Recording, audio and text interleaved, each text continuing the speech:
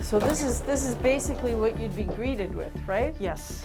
This means that anybody who comes to the Emerge for care will not get it. It's 5 p.m. This tiny hospital in Chelsey, Ontario is closing its emergency room for the night. This is the wrong time to be learning this, to be showing up at the ER. Yes.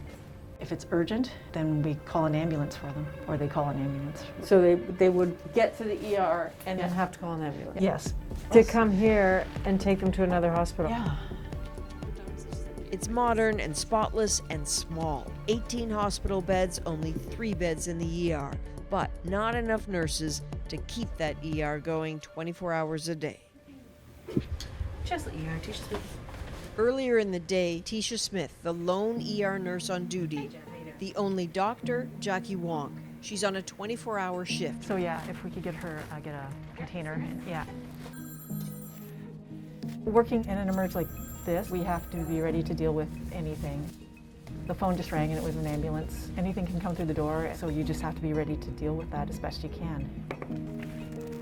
Hello. Hi. How you doing? It's precisely in places like this, rural ERs, where the rubber meets the road on staffing shortages. Okay, bye-bye.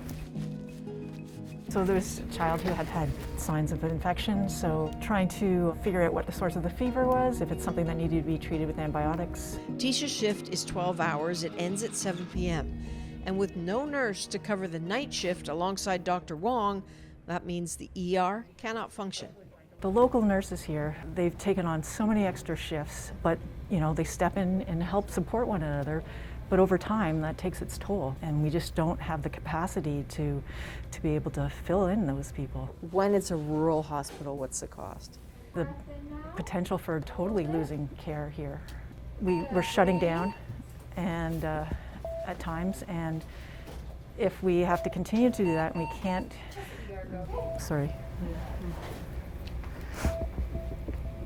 That's the ambulance phone, right? Yeah. Mm-hmm. Copy, go ahead. So I just want to listen. Cool.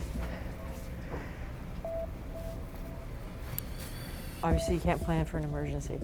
You could get some big ones pretty quickly. We're a big farming community, so there's a lot of machinery involved, so you can have big accidents, plus, heart attacks or strokes or respiratory problems. And yeah, if you can't breathe and you have to travel another half an hour, that's terrible.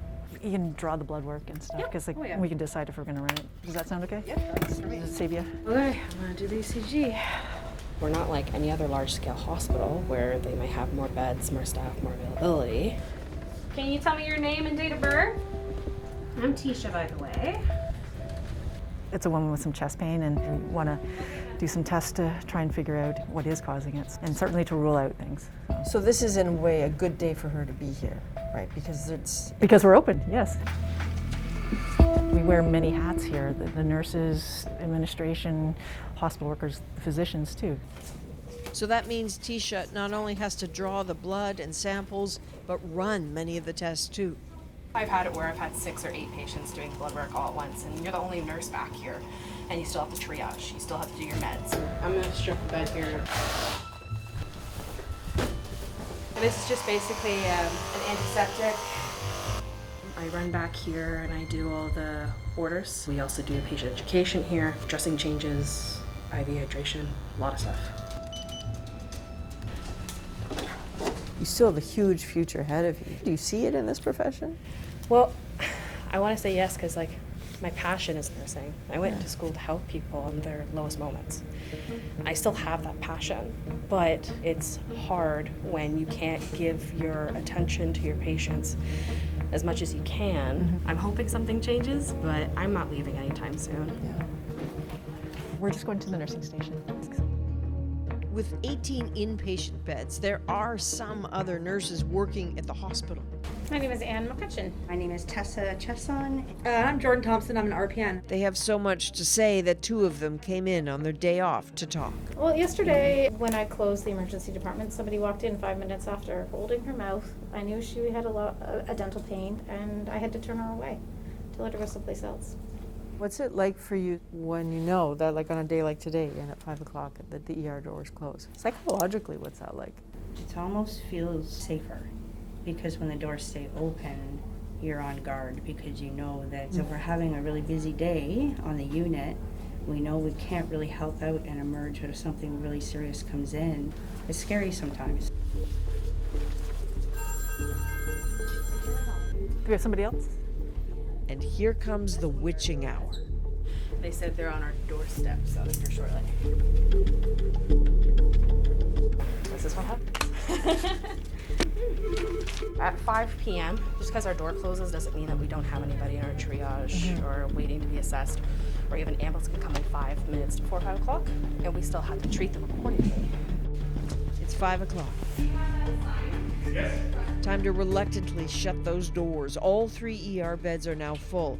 I'm just going to go finish suturing that. When Dr. Wong is finished with patients here after the ER closes, she'll often go to another hospital that's still open for the remainder of her 24-hour shift. We care, we want to provide care, and we're doing our best. This ER is closed tonight, but so is Yes. Walkerton.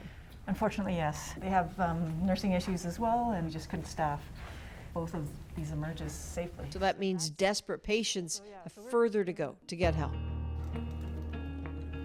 Have you ever had somebody show up really urgently and felt like I kind of do need to treat them right here? We did have, unfortunately, one episode where somebody did show up and needed care. There probably wasn't much that could be done for them, but the fact is, the family didn't know that the emerge was closed. Yeah, they're both going to be scanned, no contrast. I think it's a scary time to get sick.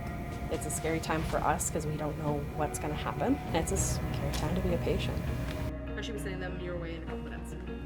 Within these walls, there's a dedication that's the best anyone in trouble could ever hope for. But these helpers need help too.